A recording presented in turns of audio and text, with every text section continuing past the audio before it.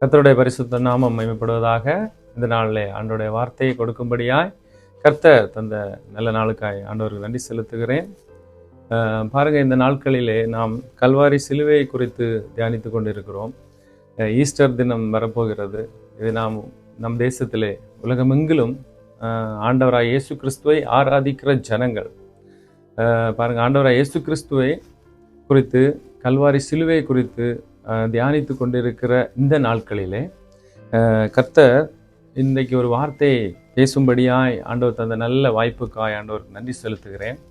பாருங்க, கல்வாரி சிலுவையிலே ஆண்டவர் 7 பொன்மொழிகளை மொழிந்தார் என்று நாம் சிலுவை குறித்து தியானிக்கும் போது நாம் திருவசனத்திலே படிக்கிறோம்.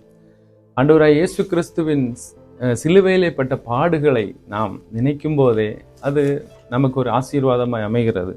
அந்த சிலுவை குறித்து நாம் விசுவசித்தால் மட்டுமே அந்த அவருடைய ஆசீர்வாதங்களை இந்த உலகத்திலே நாம் பெற்றுக்கொள்ள முடியும். கல்வாரி சிலுவையிலே ஆண்டவராய் இயேசு கிறிஸ்து எதற்காக 3 ஆணிகள் மீது தொங்கி கடைசி துளி இரத்தம் வரையிலும் சிந்தி தன்னுடைய ஜனத்தை மீட்கும்படியாய், நம்முடைய பிள்ளைகளை மீட்கும்படியாய், இந்த உலகத்தின் வாழ்க்கையை மட்டுமல்ல பரலோக ராஜ்யத்திலே கொண்டு செல்லும்படியாய் பாருங்க, ஆண்டவராய் இயேசு கிறிஸ்து கல்வாரி சிலுவையிலே மரித்து அடக்கம் பண்ணப்பட்டு 3வது நாள் உயிரோடு எழுந்தார் என்று நாம் பார்க்கிறோம்.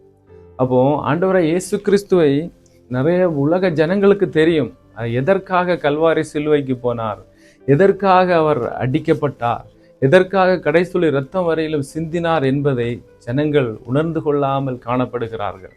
அவருடைய இருதயத்திலே பாருங்க, அது சாட்சியாய் துணிக்கும்படியாய் இந்த நாளிலும் ஆண்டவர் இந்த 7வது வார்த்தை, கர்த்தர் கல்வாரி சிலுவையிலே 7 விதமான பொன்மொழிகளை சொன்னார் என்ற ஆமென் கர்த்தருடைய தீர்க்க தரிசனங்கள் மூலம் வெளிப்பட்டது. ஆண்டவர் இயேசு கிறிஸ்து பேசினார்.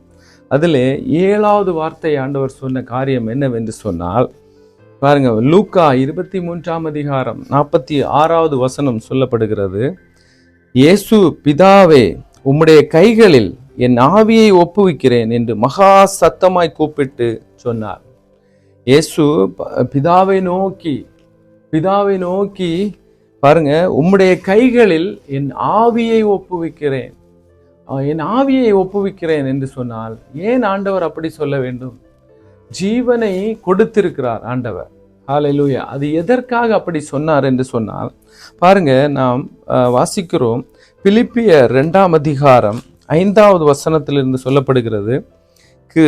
கிறிஸ்து பாருங்க, அவர் தேவனுடைய ரூபமாயிருந்தும் தேவனுக்கு சமம்